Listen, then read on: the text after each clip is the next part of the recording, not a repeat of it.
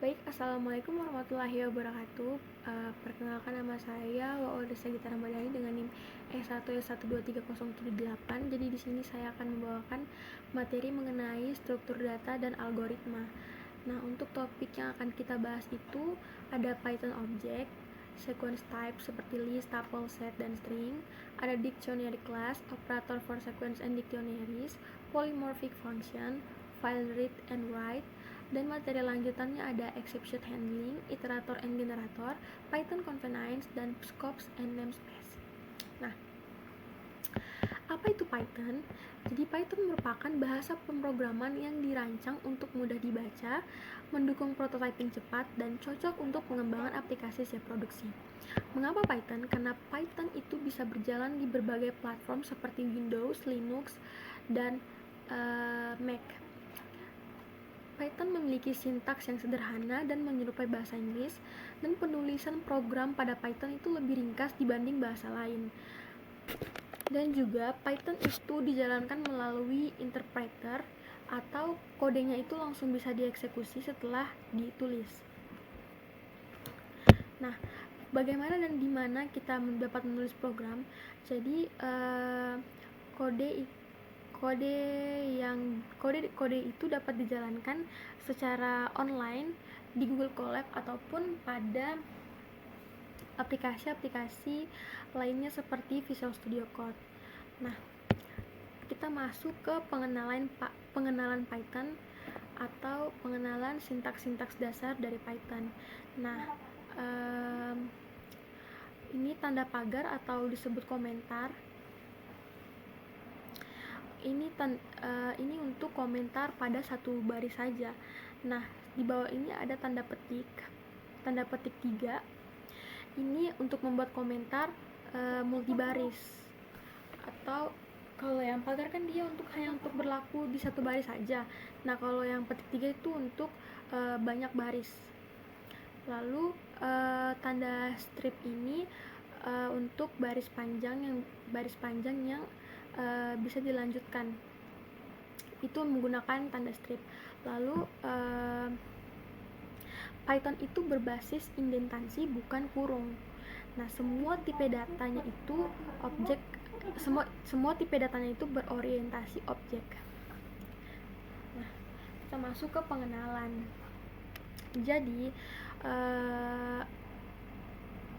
pengenal adalah nama variabel. Nah, ini tuh bersifat peka terhadap huruf besar atau huruf kecil dan merupakan kombinasi dari huruf, angka, dan garis bawah. Pengenalan dalam Python itu mirip dengan variabel referensi di Java atau variabel penunjuk di C++, yang setiap pengenal secara implisit itu terhubung dengan alamat memori dari objek yang dirujuk. Nah, Python ini adalah bahasa dengan pengetikan dinamis karena tidak memerlukan deklarasi terlebih dahulu yang mengaitkan pengenal dengan tipe data tertentu. Nah, pada reserved word itu ada false, non, true, and, dan lain-lain. Membuat dan menggunakan objek. Untuk membuat instance baru dari sebuah kelas itu disebut instansi atau instantiation.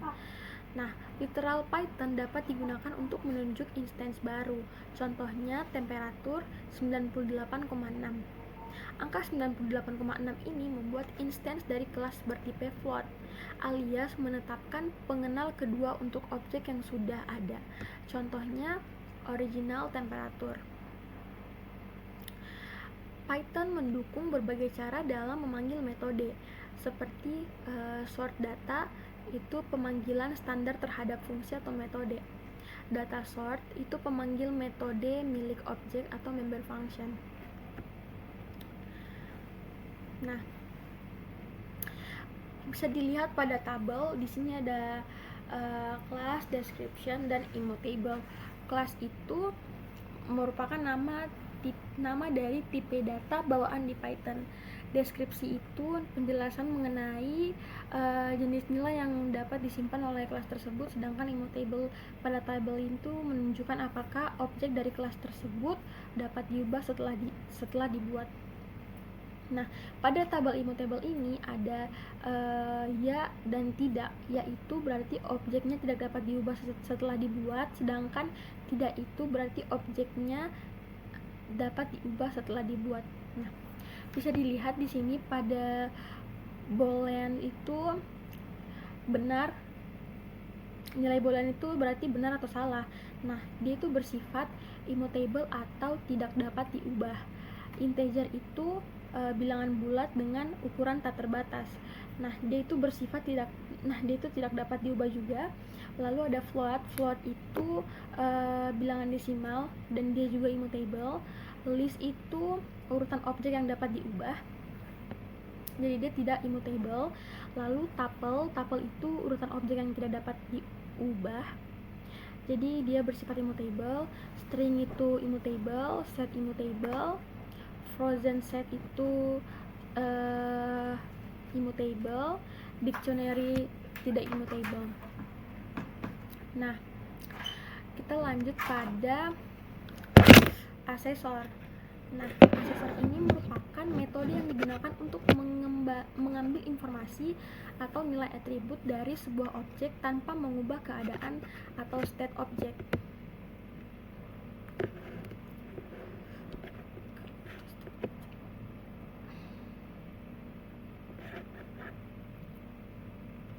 Keadaan atau state objek. Mutator itu merupakan metode yang digunakan untuk mengubah keadaan sebuah objek, biasanya dengan memodifikasi nilai atributnya. Dan immutable itu adalah kelas yang objeknya memiliki nilai tetap setelah dibuat dan tidak dapat diubah lagi.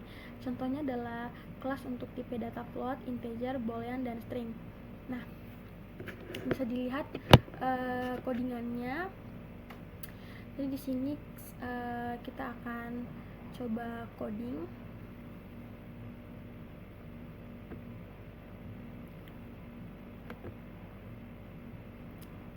Kita akan coba coding.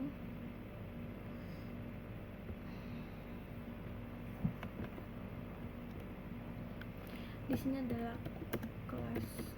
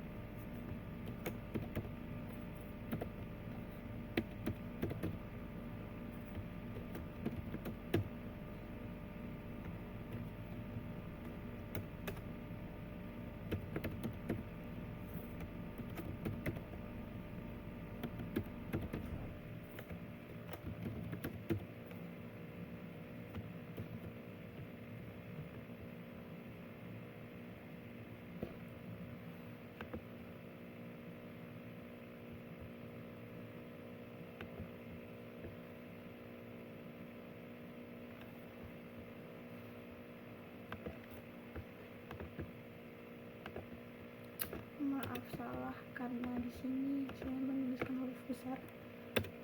Iya, harusnya kan huruf kecil, karena di sini di kelasnya di sini saya menuliskan huruf kecil bukan huruf besar.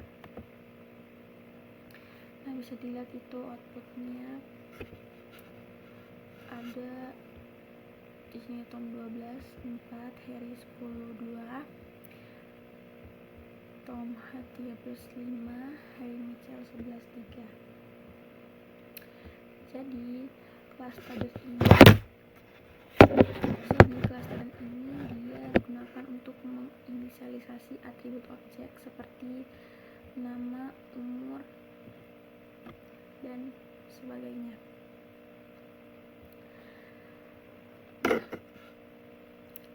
Self itu merupakan referensi ke objek itu sendiri, dan dia ini wajib ada di parameter pertama metode kelas.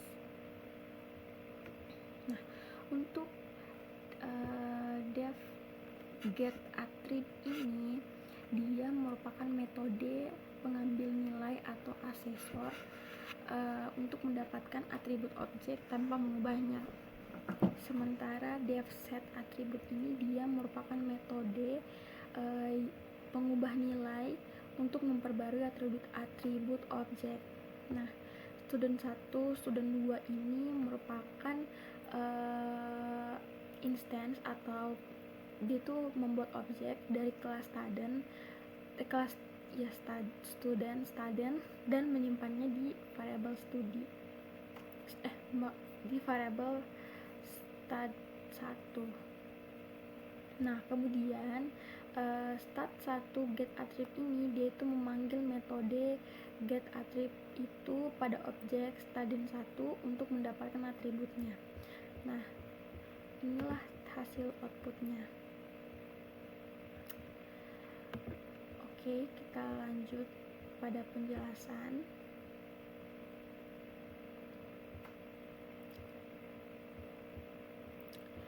Nah, sekarang kita masuk ke sekuensi tipe kelas. Nah, di sini terbagi menjadi the list class, the tuple class, the string class, dan the set or frozen set class.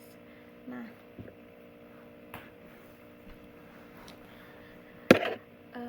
list class ini merupakan sebuah instance list untuk menyimpan urutan dari objek-objek. Nah, list adalah struktur referensial karena secara teknis menyimpan urutan referensi ke elemen-elemennya, bukan salinan nilai secara langsung. Nah, list merupakan urutan berbasis array dan menggunakan indeks 0, yang artinya list dengan panjang n memiliki elemen yang diindeks dari 0 hingga 1. Python menggunakan tanda kurung siku sebagai pembatas untuk literal list, dengan kurung siku itu sendiri mewakili list kosong. Nah, konstruktor list ini merupakan dia itu akan menghasilkan list kosong secara default. Namun, konstruktor ini juga dapat menerima parameter bertipe iterable seperti string, tuple, atau list lainnya. Lalu list ini merupakan urutan yang dapat diubah atau mutable. Nah, elemen-elemen di dalamnya itu bisa ditambahkan atau dihapus. Contohnya itu ada prime 2, 3, 5, 7, 11, 13, 17, 19, 23, 29, dan 31. Nah, prime ini merupakan list berisi bilangan prima. Untuk penjelasan lebih lanjutnya ini kita akan coding ini. Kita hapus saja codingan yang tadi. Nah, di sini as sama dengan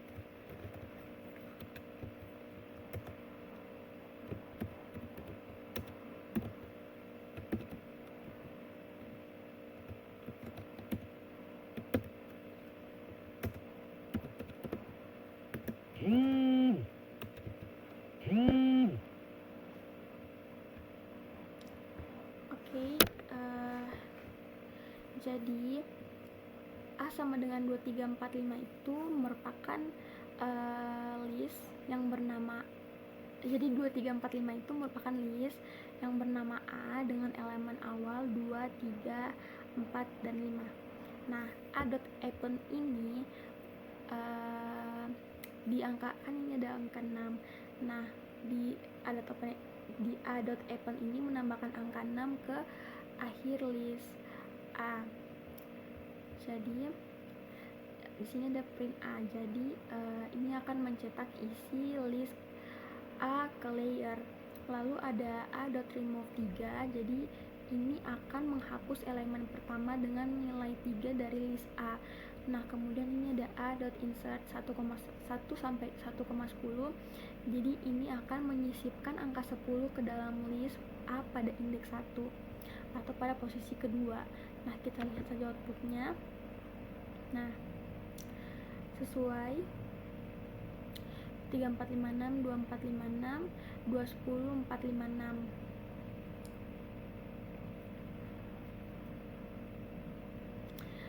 Oke, kita lanjut pada penjelasan. Jadi tuple ini merupakan versi urutan sequence yang tidak dapat diubah atau immutable, yang artinya isinya tidak bisa diubah.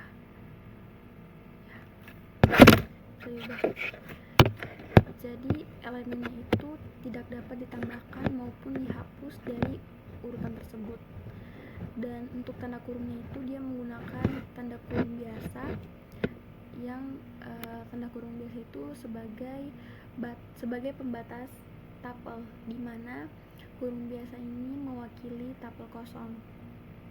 Lalu untuk menyatakan tuple dengan panjang satu elemen sebagai literal, harus ada tanda koma setelah elemen tetapi tetap berada di dalam tanda kurung. Contohnya 17 dalam kurung 17 tapi dalam kurungnya itu ada koma. Nah, itu merupakan tuple satu elemen.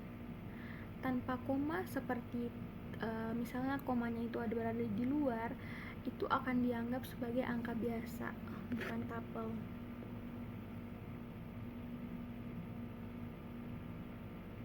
Ya, seperti itu. Nah, di sini kita akan coding lagi.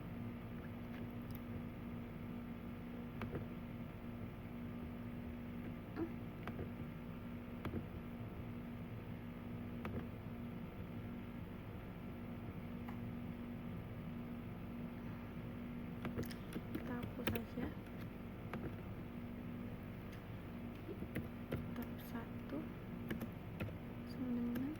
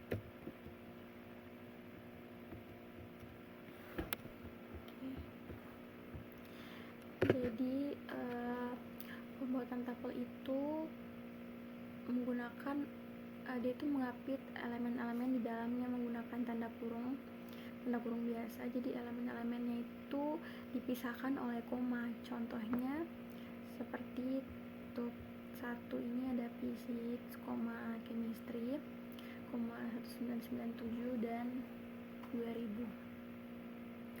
Nah, tuple ini dia menggunakan berbagai tipe data. Jadi tuple dapat berisi elemen dengan berbagai tipe data seperti string, integer, dan lain-lain. Lalu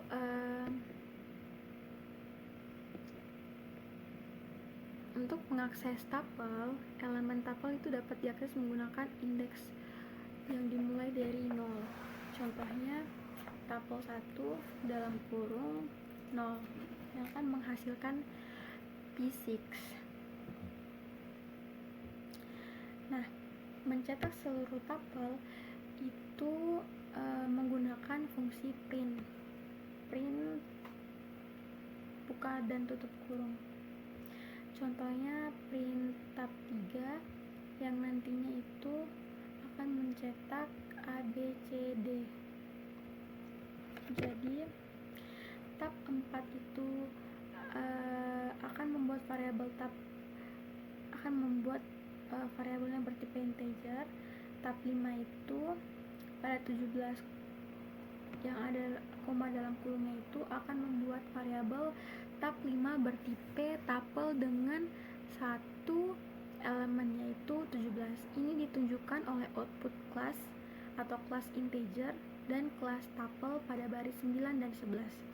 Intinya tuple itu digunakan untuk menyimpan sekumpulan item yang terurut dan immutable atau tidak dapat diubah setelah dibuat. Penggunaan tanda kurungnya itu sangat penting dalam pendefinisian tuple. Oke, kita lanjut ke penjelasan. Selanjutnya itu ada the string class. Nah, string class.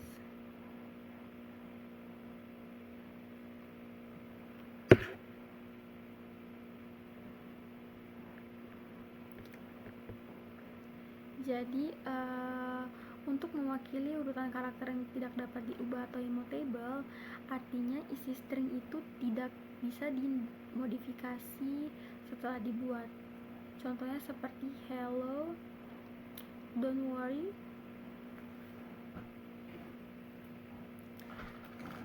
Lalu karakter Unicode juga bisa disertakan, misalnya 20 strip U, 20 AC, for string 20 apa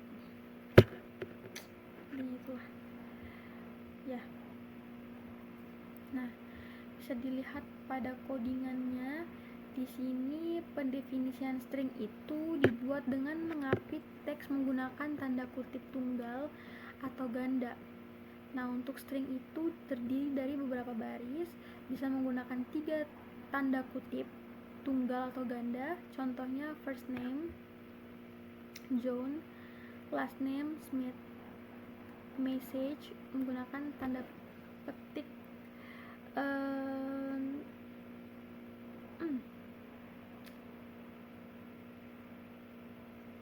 tanda petiknya itu ada 3. Dan untuk mencetak string, fungsi print itu digunakan untuk menampilkan nilai string. Contohnya first name akan mencetak John, begitupun dengan last name pastinya akan mencetak Smith. Nah, untuk mengakses setiap karakter dalam string itu memiliki indeks atau posisi yang dimulai dari 0. Jadi kita dapat mengakses karakter tertentu menggunakan indeks dalam kurung siku. Contohnya variabel 1 dalam kurung 0 akan menghasilkan huruf H. Nah, karakter escape ini merupakan beberapa karakter yang memiliki makna khusus dan perlu didahului dengan backslash atau tanda garis miring agar dianggap sebagai karakter literal. Nah, selanjutnya the set and frozen set class.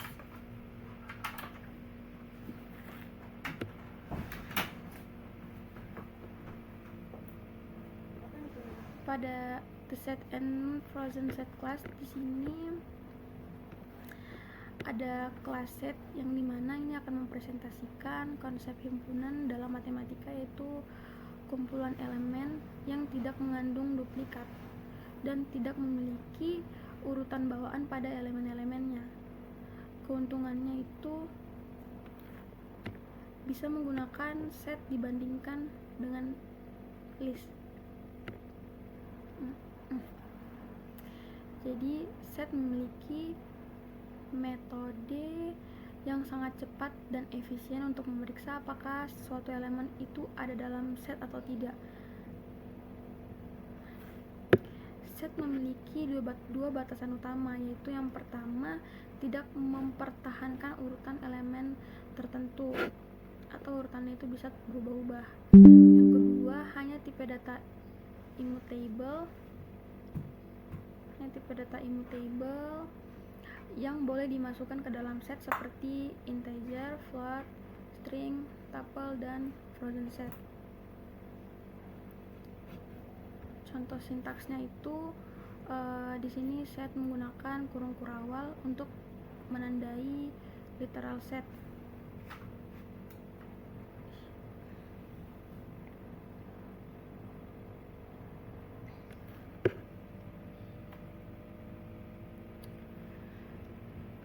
Lanjut pada codingannya, di sini kita bisa lihat set itu menggunakan kurung kurawal di awal atau fungsi set.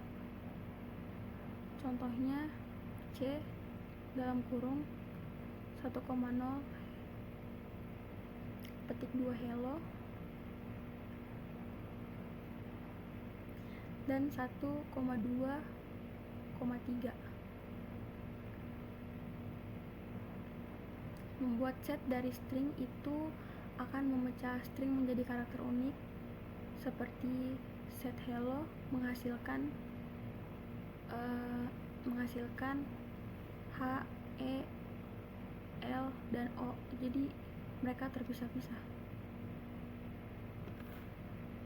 Untuk menambahkan elemen ke set itu menggunakan add dengan kurung biasa yang nantinya akan menambahkan satu elemen ke dalam set,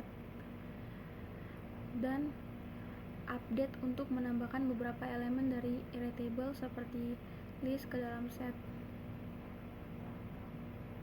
Jadi frozen set ini merupakan versi immutable yang terdapat diubah dari set setelah dibuat elemennya di dalam dia itu tidak bisa ditambahkan atau dihapus.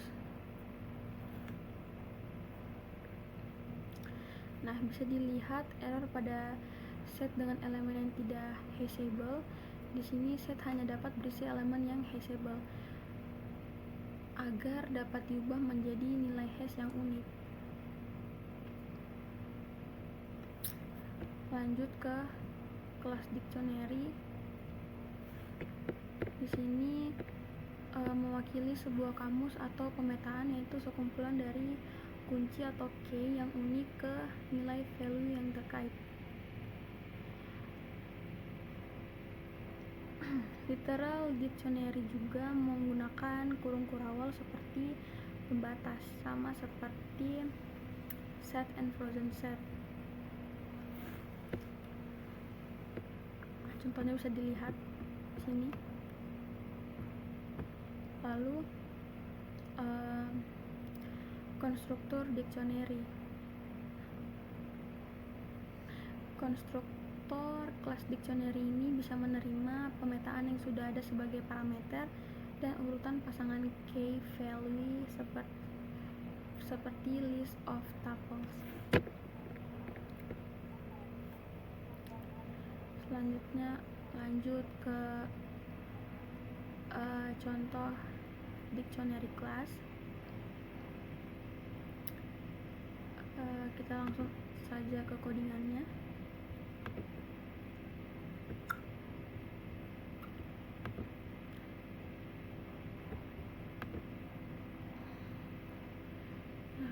kehadiran tidak. Jadi untuk pembuatan dictionary ini menggunakan kurung kurawal atau fungsi dictionary yang berisi pasangan key value.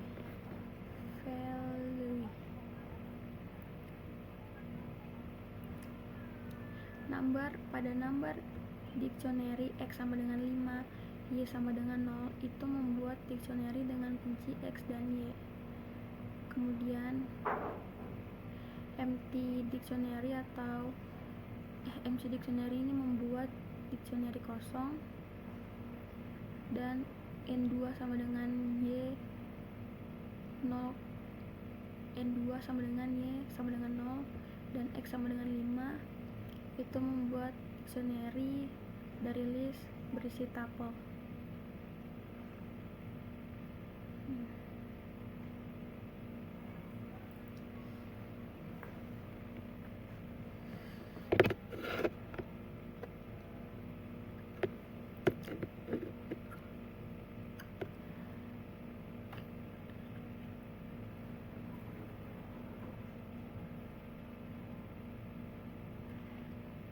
Pada keyword argumen ini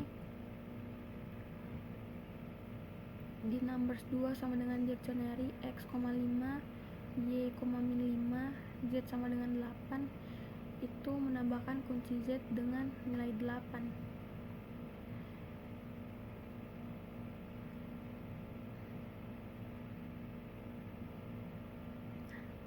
Dari mapping dictionary X sama dengan 4, Y sama dengan 5 itu membuat dictionary dari dictionary lain. Oke, selanjutnya itu expression, operator, dan precedence. Nah, di sini itu ada logika operator. Di logika operator terdapat not, and, dan or, di mana not itu merupakan kebalikan dari boolean, dan and itu bernilai true jika kedua operand bernilai true, dan or itu bernilai true jika salah satu operator bernilai true jika salah satu operand bernilai true. Kemudian ada equality operator yang berisi is not, sama dengan, dan tidak sama dengan. Is itu dia memeriksa apakah dua objek merupakan identitas yang sama. Is not itu memeriksa apakah dua objek bukan identitas yang sama. Sama dengan itu memeriksa apakah dua nilai bernilai sama, dan tidak sama dengan itu memeriksa apakah dua nilai tidak sama. Kemudian ada comparison operator, kurang dari atau sama dengan, lebih dari, dan lebih dari atau sama dengan. Kemudian ada arithmetic operator, penjumlahan, pengurangan, perkalian, pembagian bulat, dan sisa hasil bagi atau modulus. Kemudian ada di bitwise operator ada bitwise not, bitwise and, bitwise or, bitwise XOR, shift kiri, dan shift kanan. Kemudian di sequence operator itu Python menggunakan indeks mulai dari 0 untuk urutan seperti list, tuple, dan string. Jadi urutan dengan panjang n itu akan memiliki elemen yang diindeks dari 0 hingga n1. Kemudian Python juga mendukung penggunaan indeks negatif yang menunjukkan posisi elemen dari akhir urutan. Min 1 berarti elemen terakhir, min 2 berarti elemen kedua dari belakang, dan begitupun seterusnya. Slicing atau pemotongan ini menggunakan interval setengah terbuka seperti elemen awal disertakan dan elemen akhir tidak disertakan.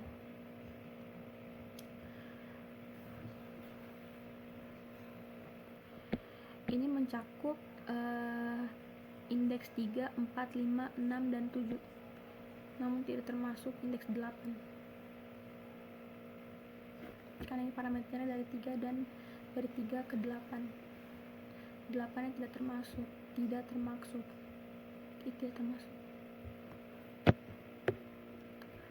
Kemudian semua urutan di Python itu mendefinisikan operasi perbandingan berdasarkan urutan seperti urutan kamus. Perbandingan dilakukan elemen demi elemen sampai ditemukan perbedaan pertama. Contohnya 5, 6, dan 9 kurang dari 5 dan 7. Hasilnya true karena pada indeks ke-1 6 kurang dari 7.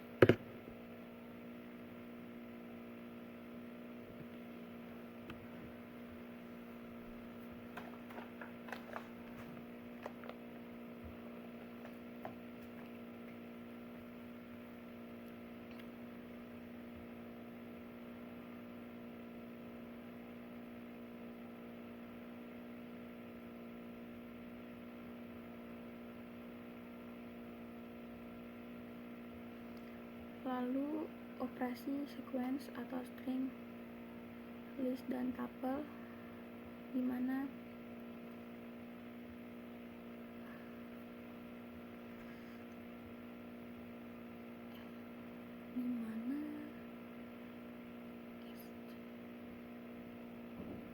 pada S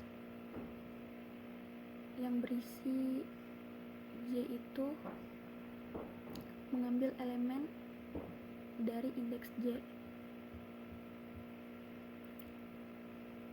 S, start, dan stop itu mengambil slice dari start hingga stop min 1. S plus T itu merupakan gabungan sequence dari S dan T. K kali S itu merupakan K dan S itu akan mengulangi S sebanyak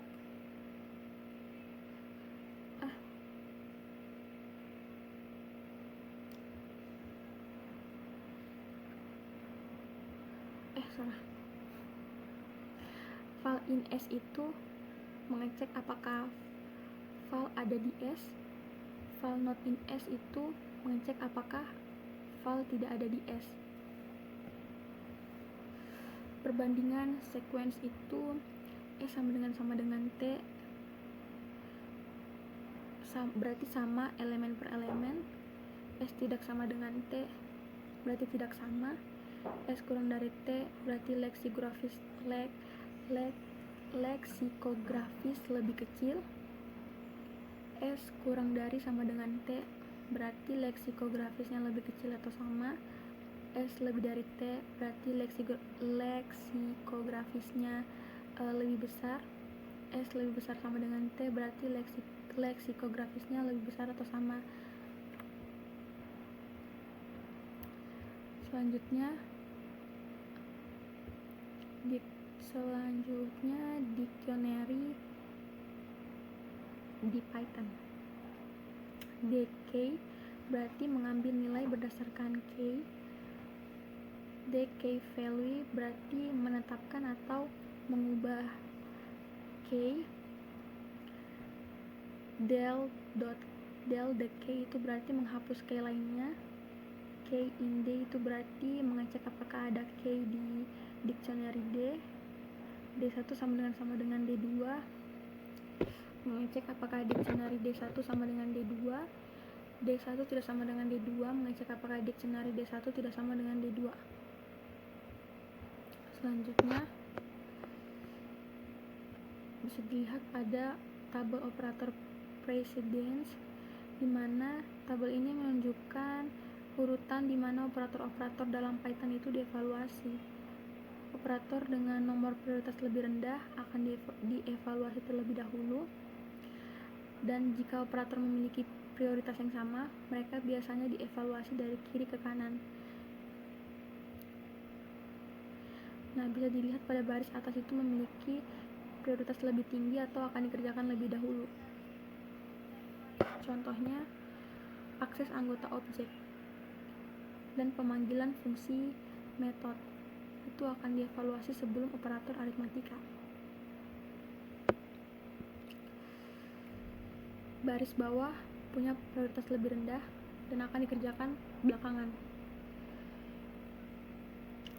Operator dengan prioritas yang sama akan dievaluasi dari kiri ke kanan, dan gunakan tanda kurung untuk memaksa urutan evaluasi yang kita inginkan. Kemudian if, elif, dan else. Nah, percabangan ini itu digunakan untuk mengeksekusi blok code yang berbeda berdasarkan kondisi. Jika blok code dijalankan, maka first condition itu benar. Jika first condition salah, maka second condition akan diperiksa.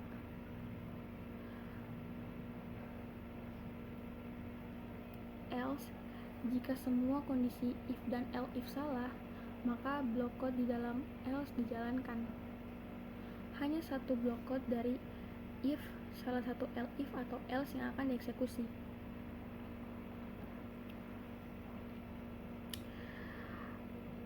While condition, yang dimana blok code di dalam while itu akan terus dieksekusi selama condition bernilai benar. Kemudian, penting untuk memastikan kondisi yang akhirnya menjadi salah agar perulangan berhenti. Lalu for itu digunakan untuk mengiterasi melalui setiap elemen dalam sebuah iterable seperti list, tuple, string, dan lain-lain. Kemudian blok code-nya dalam for akan dieksekusi sekali untuk setiap elemen. Dan break itu ketika break itu berarti dieksekusi di dalam perulangan atau dieksekusi di dalam perulangan while atau for, yang dimana perulangan akan segera dihentikan dan dieksekusi programnya dieksekusi programnya lalu akan dilanjutkan ke baris kode setelah perulangan. Continue atau lanjut ke iterasi berikutnya, berarti ketika continue dieksekusi di dalam perulangan, iterasi saat itu akan dihentikan dan program akan langsung melanjutkan ke awal iterasi berikutnya dari perulangan. Masuk pada function. Jadi dalam Python itu memiliki istilah fungsi atau function yang digunakan untuk merujuk pada fungsi tradisional yang tidak bergantung pada objek atau kelas tertentu dan dipanggil langsung tanpa konteks objek seperti sort data. Sementara itu metode adalah fungsi yang menjadi bagian dari suatu objek atau kelas yang dipanggil menggunakan sintaks pemanggilan berorientasi objek, contohnya data.sort, yang dimana saat mendefinisikan fungsi, nama-nama parameter yang digunakan itu disebut parameter formal, sedangkan nilai-nilai yang diberikan saat fungsi dipanggil disebut parameter aktual. Python juga mendukung fungsi polimorfik, yaitu fungsi yang dapat dipanggil dengan beragam cara karena mendukung parameter default, memungkinkan pemanggilan fungsi dengan argumen lengkap, sebagian atau bahkan tanpa argumen sama sekali. Bisa dilihat sintaks dasarnya itu ada def function underscore name. Jadi ini merupakan parameter Def itu merupakan kata kunci untuk mendefinisikan fungsi. Function underscore name itu nama yang akan diberikan pada fungsi yang telah kita buat. Kemudian parameter yang akan kita masukkan itu adalah fungsi yang akan diberikan pada saat kita memanggil.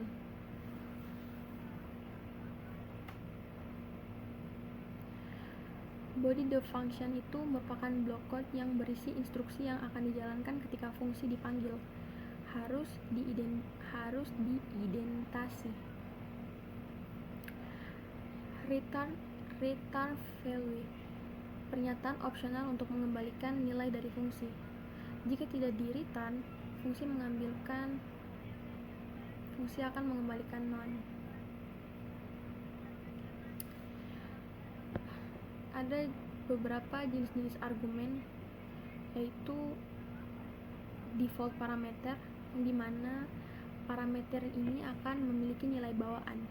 Jika kita tidak memberikan nilai untuk parameter ini, saat memanggil fungsi, nilai bawaannya akan digunakan. Contohnya, def foo a, b sama dengan 15, c sama dengan 27. Di sini b memiliki nilai default 15 dan c memiliki nilai default 27. Saat memanggil foo 4, b akan menjadi 15 dan c akan menjadi 27. Kemudian ada positional argument. Jadi argumen yang diteruskan ke fungsi itu berdasarkan posisinya. Urutan argumen saat pemanggilan harus sesuai dengan urutan parameter dalam definisi fungsi. Contohnya, def foo sama dengan a sama dengan 10, b sama dengan 20, c sama dengan 30. Saat memanggil foo 5, 10, dan 20, a akan menerima 5, b akan menerima 10, dan c akan menerima 20. Kemudian keyword argument itu fungsi yang akan menyebutkan nama parameternya. Jadi ini memungkinkan kita untuk memberikan argumen dalam urutan yang berbeda, hanya memberikan nilai untuk parameter tertentu. Aturan penulisan parameter itu, parameter tanpa nilai defaultnya harus ditulis sebelum parameter dengan nilai default. Contoh ilegalnya itu def bar a, b sama dengan 5. Ini ilegal karena parameter c tanpa nilai default muncul setelah parameter b yang memiliki nilai default. Kemudian masuk ke input output. Jadi input dari keyboard menggunakan fungsi input dan output ke layar menggunakan print. File handling meliputi membuka file, membaca isi file, menulis file, dan menutup file. Untuk menyimpan perubahan dan melepaskan sumber daya. Bisa dilihat pada codingan ini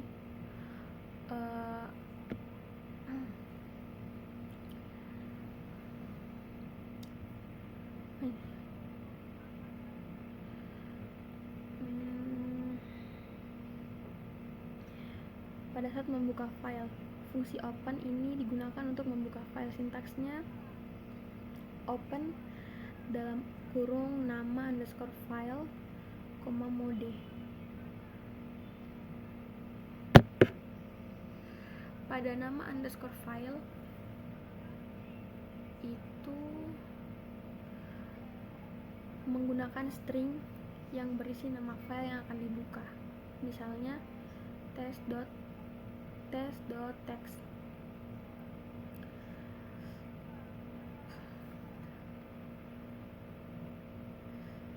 Kemudian w atau write itu membuka file untuk ditulis. Namun jika filenya tidak ada, file akan dibuat. Jika filenya sudah ada, maka isi filenya akan ditimpa. R itu berarti membuka file untuk dibaca. Jadi file itu harus sudah ada. Contohnya f sama dengan open test.txt membuka file test.txt dalam mode tulis.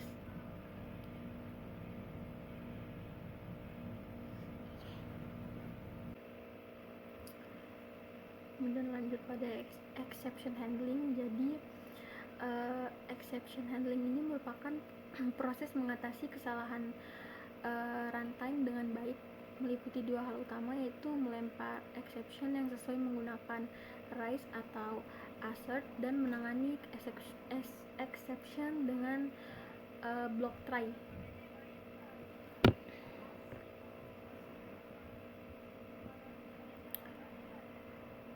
Nah, bisa dilihat pada codingan rise and exception. Jadi def my underscore sqrt x ini merupakan definisi dari sebuah fungsi yang bernama my underscore sqrt yang menerima satu argumen, yaitu x.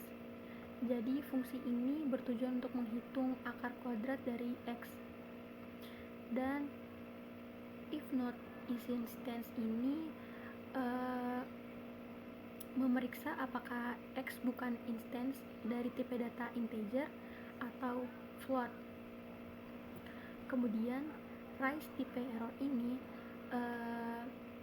dia akan memeriksa jika x itu bukan numerik, maka sebuah exception bertipe type error akan dimunculkan di rise dengan pesan error, dan ini akan menghentikan eksekusi fungsi. Dan bisa dilihat if x kurang dari 0. Jadi jika x adalah numerik, maka kode ini memeriksa apakah x kurang dari 0 atau tidak.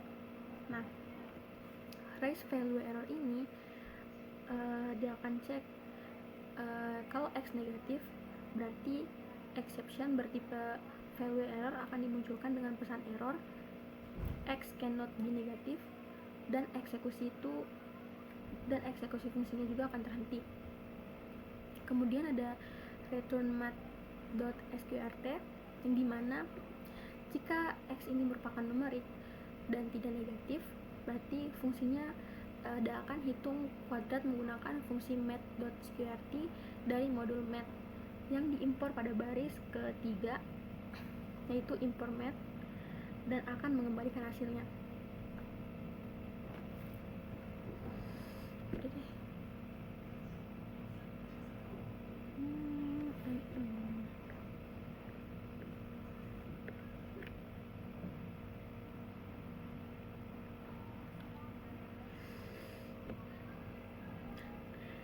Bisa dilihat di sini x sama dengan 25.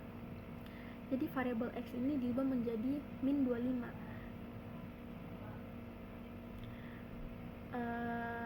Karena min 25 ini kurang dari 0, maka kondisi elif itu x kurang dari 0 terpenuhi, dan sebuah value errornya itu dengan pesan x cannot be negatif akan di rise, dan akan sebabkan programnya itu terhenti, dan akan tampilkan traceback. Kemudian ada x sama dengan 20, yang dimana variabel x itu diubah menjadi string atau 20. Jadi karena 20 ini bukan integer ataupun float, maka kondisi if not is instance-nya terpenuhi, dan tipe error dengan pesan x must be numeric akan di rise, dan programnya akan menampilkan traceback. Kemudian kode yang berpotensi menimbulkan kesalahan dapat ditempatkan di dalam block try dan block except. Nah, ini digunakan untuk menangani setiap jenis kesalahan yang mungkin muncul dari kode tersebut. Bisa dilihat pada codingan di sini itu ada try block, yang dimana ini digunakan untuk mencoba suatu operasi yang mungkin gagal. Kemudian ada accept error,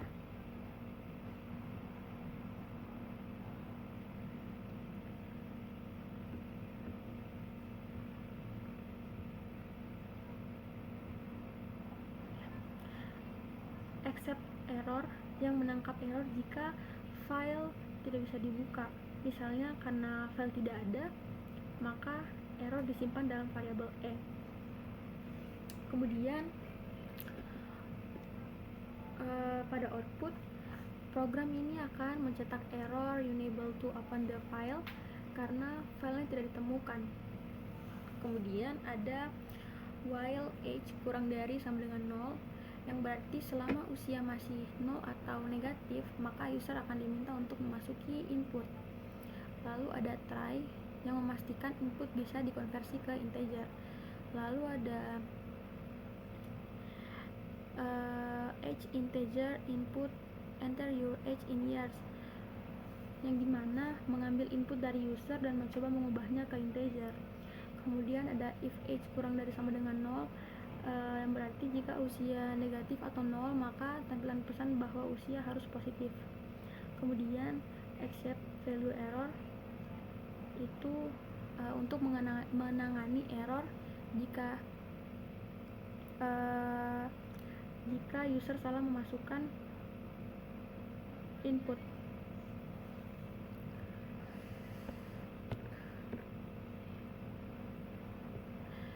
Bisa dilihat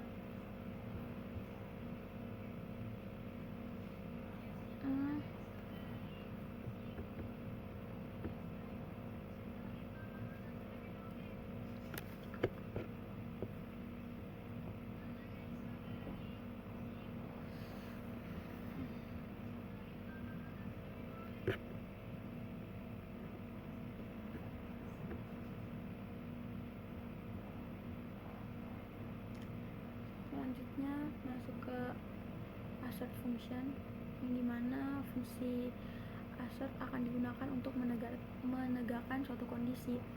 Jika kondisi tersebut tidak terpenuhi, maka assert akan memunculkan pengecualian atau exception. Jika ekspresi bernilai false, Python akan melemparkan assertion error dan menampilkan argumen sebagai pesan kesalahan. Kemudian bisa dilihat pada tabel ini.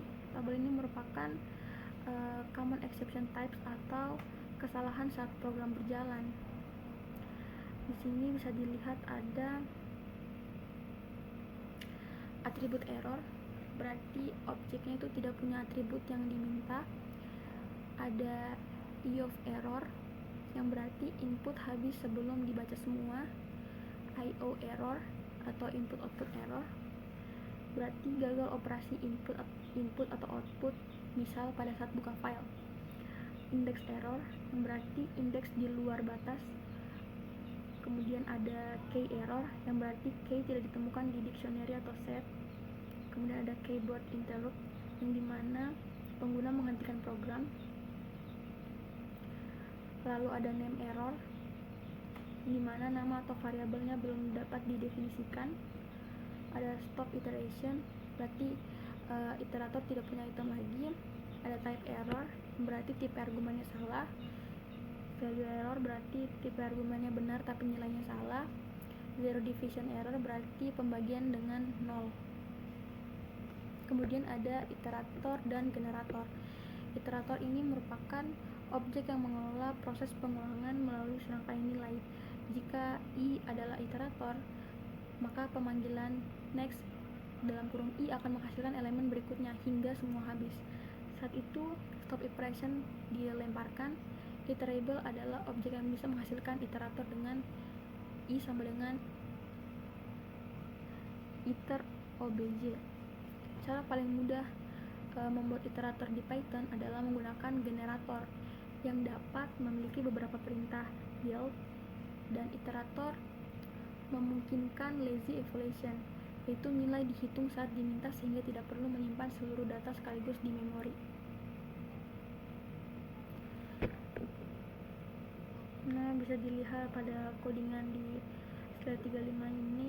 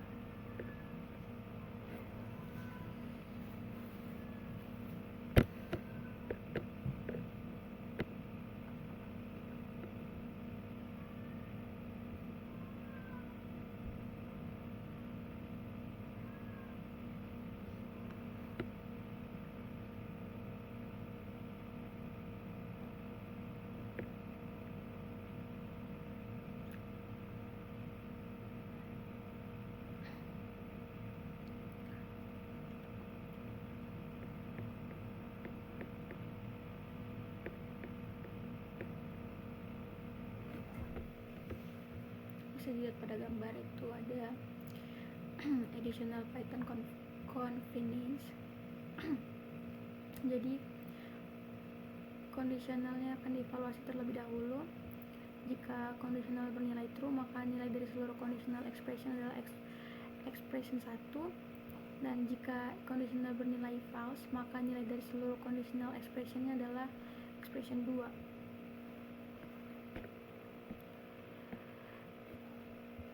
Pada gambar ini menunjukkan perbandingan antara blok if dan else yang biasa dengan conditional expression, yaitu if n lebih besar dari sama dengan 0, parameter sama dengan n, else parameter sama dengan min n, yang berarti dalam kode ini nilai parameternya ditentukan berdasarkan apakah n lebih besar atau sama dengan 0, kemudian parameternya digunakan sebagai argumen untuk memanggil fungsi foo.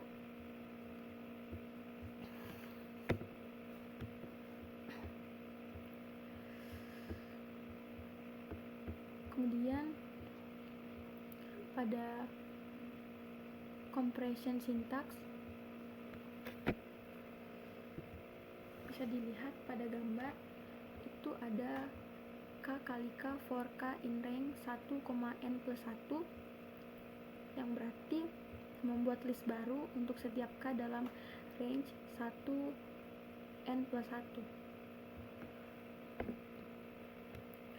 Lalu pada set comprehension itu berarti membuat set baru mirip dengan list comprehension, tetapi menggunakan kurung kurawal dan hanya menyimpan nilai-nilai unik. Jika ada hasil k kali k yang sama, hanya satu yang akan masuk ke dalam set. Kemudian pada generator comprehension itu akan membuat generator objek yang akan membuat list atau set di memori. Sebaliknya, dia akan menghasilkan nilai satu persatu saat kita melakukan iterasi. Misalnya saat kita menggunakan for loop atau fungsi sum, ini berarti akan menghemat memori untuk data yang besar. Kemudian ada dictionary comprehension, yang dimana dia itu udah akan membuat dictionary baru untuk setiap k dalam range 1n+1, dan k menjadi k, kemudian akan menjadi value dalam dictionary.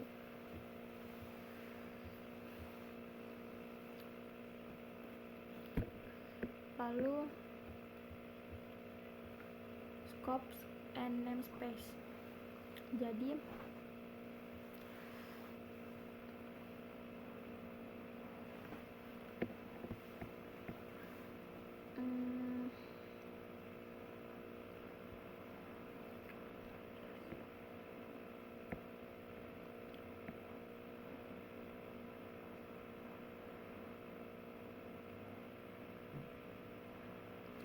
lalu pada scopes itu akan menentukan visibilitas identifier atau nama, variabel, fungsi, dan lain-lain dalam kode.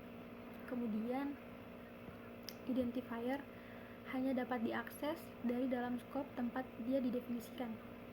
Lalu global scope ini dapat diakses dari mana saja dalam program. Lalu local scope merupakan identifier yang didefinisikan di dalam fungsi, hanya dapat diakses dari dalam fungsi tersebut. Lalu pada namespace ada implementasi dari scope, kemudian ada pemetaan nama ke objek yang akan mencegah konflik nama antar identifier dalam scope yang berbeda. Nah, setiap scope itu memiliki namespace-nya sendiri. Lalu pada name resolution itu merupakan proses menemukan nilai yang terkait dengan suatu identifier, yang pada Python itu mencari identifier dalam scope saat ini. Lalu scope yang lebih luas, misalnya global, ketika tidak ditemukan scope lokal.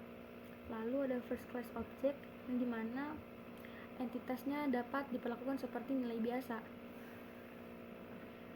dapat dilewatkan sebagai argumen fungsi atau dikembalikan oleh fungsi. Dan di Python itu juga ada fungsi dan kelas yang merupakan first class object. Kemudian modul. Jadi modul ini merupakan kumpulan fungsi dari kelas yang terkait, disimpan dalam satu file kode bersumber .py atau Python. Tujuannya itu untuk mengorganisir kode menjadi bagian-bagian yang dapat digunakan kembali. Nah, cara menggunakan modul itu yaitu modul itu dapat diimpor ke dalam program lain untuk menggunakan fungsi dan kelas yang ada di dalamnya. Kemudian Python memiliki banyak modul bawaan atau standar library yang menyediakan berbagai fungsi, misalnya matematika, operasi file, membuat grafik, dan sebagainya. Lalu ada juga ribuan modul pihak ketiga yang dapat diinstal untuk memperluas fungsionalitas Python.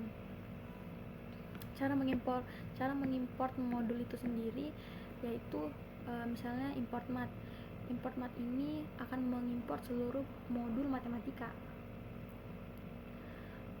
Lalu ada import math from math import yang berarti akan mengimport semua nama, fungsi, kelas, variabel dari modul matematika yang langsung ke dalam namespace kita. Ini memungkinkan untuk menggunakan nama-nama tersebut tanpa perlu menulis math di depannya, misalnya SQRT16. Penggunaan sebaiknya dihindari karena dapat menyebabkan konflik jika ada nama yang sama di modul lain atau kode kita. Lalu untuk membuat modul sendiri itu dengan menggunakan definisi fungsi dari kelas yang relevan dalam file dengan ekstensi .py. Kemudian modul buatan kita dapat diimpor ke file .py lain dalam direktori proyek yang sama. Lalu pada tabel ini merupakan tabel existing modul yang dimana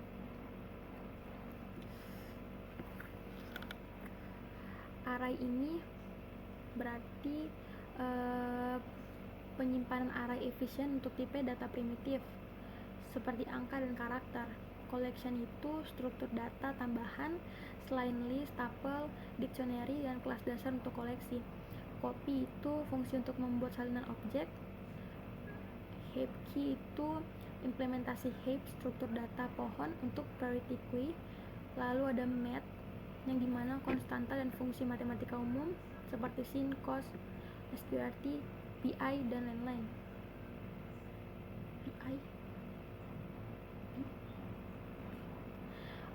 OS yang dimana interaksi dengan sistem operasi, file directory, dan lingkungan. Ada random yang pembangkitan bilangan acak. Ada RE yang digunakan sebagai dukungan untuk regular expression. Ada SYS yang digunakan sebagai interaksi lebih lanjut dengan interpreter Python. Lalu ada time yang digunakan sebagai fungsi untuk mengukur waktu dan menunda eksekusi program. Oke, sekian dari saya. Lebih kurangnya mohon dimaafkan. Assalamualaikum warahmatullahi wabarakatuh.